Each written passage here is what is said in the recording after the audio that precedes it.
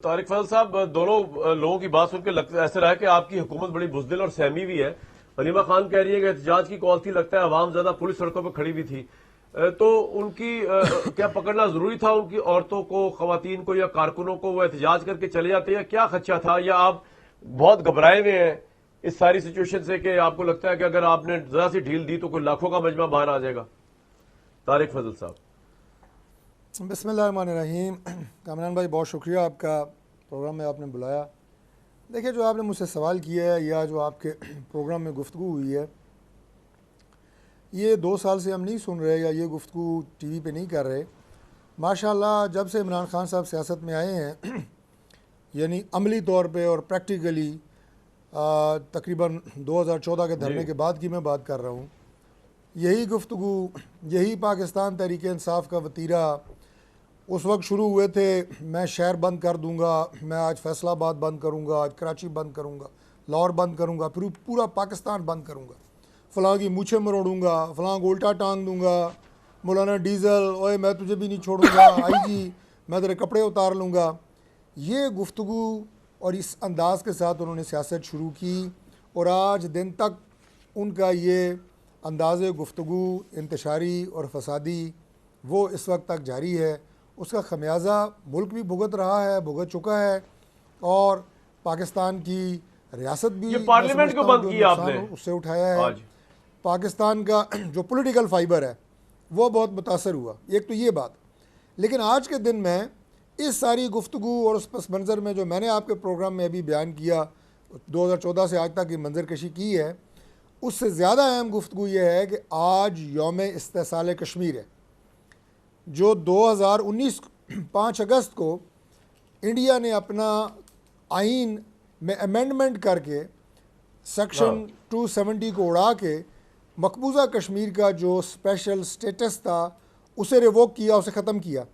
और वहाँ पे आज इंडिया, मुसलमानों की जो आबादी है, इंडियन इलीगली ऑक्युपाइड कश्मीर, उसमें उस अक्सरियत को अक़लियत में बदलने के मंसूबे बना रहा है और वहाँ पे हिंदू आबादकारी की जा रही है। भट्टी साहब कह रहे हैं आप यही कर रहे हैं, दफ़ा 140 लगा के यहाँ पर। जी मैं अर्ज़ कर रहा हूँ ना जी, भट्टी साहब खैर उनके तो मुनफरद उनका अंदाज़ है अपना, एक ज़ाहिर है, मैं उनकी बातों को कभी डिनाई नहीं करता, एंजॉय करता हूँ। लेकिन ये जो इंडिया में जो कुछ हो रहा है कश्मीर के साथ, वो सबसे ज़्यादा रेलिवेंट मौजू है आज का। मैं आपके सवाल का जवाब दूंगा, मैं अवॉइड नहीं कर रहा। लेकिन मुझे बड़ा अफसोस हुआ, मैंने आज भी पार्लियामेंट में फ्लोर ऑफ द हाउस में ये बात की है कि आज 5 अगस्त कश्मीरियों के साथ इज़हार यकजहती का दिन है। मैं कम अज़ कम सोच नहीं रहा था कि इतनी जल्दी, जदोजहद तो जारी है, पाकिस्तान कुर्बानियाँ भी दे रहा है, पाकिस्तान ने हमेशा कुर्बानी दी है कश्मीरियों के लिए, मकबूजा कश्मीर की आज़ादी के लिए। लेकिन मैं सोच नहीं रहा था कि इतनी जल्दी मकबूजा अपना मसला कश्मीर, जैसे इंडियन मीडिया भी और इंडियन गवर्नमेंट भी एक रीजनल इशू कह रही थी, वो इंटरनेशनल इशू दोबारा बनेगा इतनी जल्दी। अल्हम्दुलिल्लाह बना। आज पूरी दुनिया कह रही है कि इस मसले को हल किया कि ये बगैर इस खत्ते में दायमी अमन नामुमकिन है, इसको हमने कैश करना है। ये आज मेरे सवाल के जवाब में आ जाए सर, वो तो चले क्रेडिट गोज टू फौज, ठीक है। अब आ जाए आपके सवाल के जवाब पे। लेकिन चलिए, गलती हो गई, ये मौजूद नहीं रखा, मेरे मौजूद के सवाल पे आ जाए सर। मौजूद होते हैं, पार्लियामेंट में कुछ ताले लगाए, डरे में आप निकले, कितने डके गए, तो इसलिए मैं उस पर आ रहा हूँ, आपकी बात पे आ रहा हूँ। देखिए, अब ये बात जो अभी की गई, मैं कहूँ फ़लाँ पे इतने बंदे निकले, इतने नहीं निकले, पाकिस्तान का पूरा मीडिया, सोशल मीडिया उठा के देख लें, बुरी तरह आज का प्रोटेस्ट जो है वो नाकाम हुआ है। मेजॉरिटी लोगों की फीलिंग आज कश्मीर के हवाले से थी।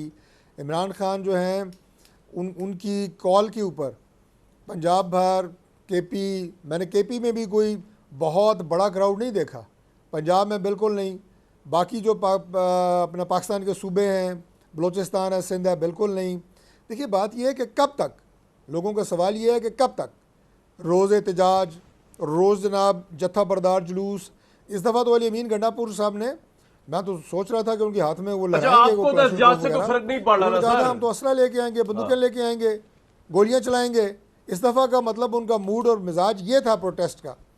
तो लोगों ने चले मैं हद होती पिशावर है के हमारे किसी ब्यूरो चीज़ चीफ की। है, उनसे पूछ अगर लेता हूँ आप- क्या पोजीशन है केपी में मैं यार। आखिरी एक बात कर तारिक लूं, भाई, आप जरा टाइम दे। इंडियन पार्लियामेंट में देखें हद होती है, हद कि होती है। वहां पे ठीक है, ठीक मैं है। एक आखिरी बात कर लूं कि आप इंडियन पार्लियामेंट देखें, वहां पे मोदी सरकार के खिलाफ उनके अपने इंडिया के लोग और अपोजिशन कैसे बोल रही है। वहां पे आप माहौल देखें, ओ भाई हमें ये बातें उठाने की ज़रूरत है, अपने मुल्क को आगे लेके जाइए। आपको एक अपॉर्चुनिटी मिली हुई है, आप इसी पे लगे हुए हैं जनाब। अडियाला में 100 गाड़ी थी, पॉइंट या आ गया 10 सर, गाड़ी आपका थी। पॉइंट आ गया, अडियाला के बाहर आपका जनाब पॉइंट आ गया इतने सर। ढोल ढमके थे, हमारी तो फौज खुदा इस काम पे करें, लगी हुई आगे है। बढ़े, मुल्क को आगे लेके हमारी जाना है। फौज लगी हुई है कामरान भाई, कश्मीर जरा के मैं इस ऊपर, पे इंडिया की कुछ ऐसी ऐड तैसी कर रहे करना हैं, आप चाह फिक्र रहा ना करें, हम आगे बढ़ रहे हैं। आमिर जमील हमारे साथ मौजूद। जी अतर भाई ऐड कर दे, वो तो कह रहे हैं सवाल ही जी, गलत मैं चुना है इसमें हमने। थोड़ा सा- आज तो कश्मीर में बात होनी चाहिए थी, आप पाकिस्तान में बात जी, कर रहे हैं जी। भाई। बिल्कुल दुरुस्त उन्होंने कहा कश्मीर पे बात पाकिस्तान होनी भी चाहिए नहीं थी, कर रहे। लेकिन आज आप सिर्फ पाकिस्तान एहतजाज की पे कर रहे पार्लियामेंट के अंदर पाकिस्तान की पार्लियामेंट के अंदर जो तारिक फजल चौधरी साहब की जमात ने शेख वकास अकरम के खिलाफ तहरीक पेश की। आज अगर कश्मीर पे बात होनी चाहिए थी, ये उनको डी सीट वहां पे करवाने की कोशिश कर रहे हैं कि क्योंकि जी वो इतने दिनों से पार्लियामेंट में नहीं आए। ये जो 13 सेशन हुए पार्लियामेंट के, मियाँ साहब 5 दफा हैं। जब वो वजीर आजम 40 थे दिन। 287 इजलास हुए, उसमें से 37 दफा वो आए थे।